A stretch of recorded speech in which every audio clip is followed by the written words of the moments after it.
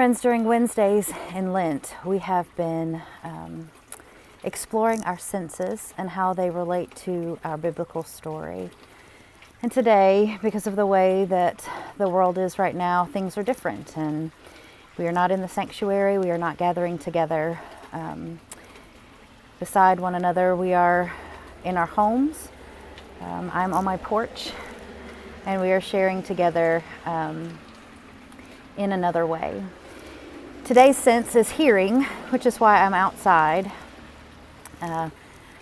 When I thought about this video the other day, it was pretty and the birds were singing, and it has rained ever since. And so we're sitting on the front porch, listening to the rain go through the gutter, listening to quite a number of cars drive by in our seclusion. But I want to share with you a few thoughts from Psalm 62, which was the psalm for today. Here is just a portion of the psalm. I invite you to read this later as well. For God alone my soul waits in silence, for my hope is from Him. He alone is my rock and my salvation, my fortress. I shall not be shaken. On God rests my deliverance and my honor. My mighty rock, my refuge is in God. We tend to be very busy. In my Bible studies, we've talked about how hard it is to slow down and just sit. And right now, in the midst of our quarantine, we are given mandated an opportunity to slow down. But even in this slowness, there is so much that keeps us connected and keeps noise about us.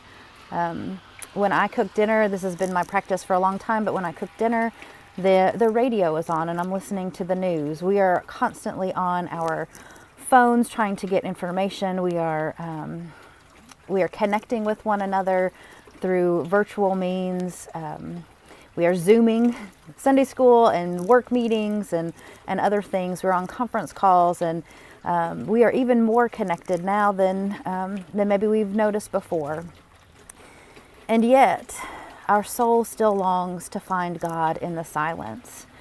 And so I'm going to invite you to find a moment today to be silent, to put away the social media, to turn off the television, maybe to step outside, to hear the rain, to look for the birds, to take a moment to wait in the silence and to listen to God. And as you are doing that, I have a question for you. I want you to think of, what is your ear drawn to?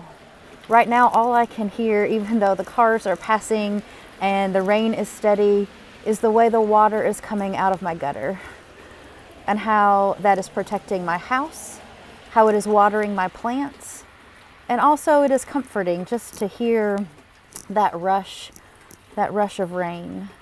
So I invite you to take a moment to hear what your ear is drawn to be silent, and to find God in the silence.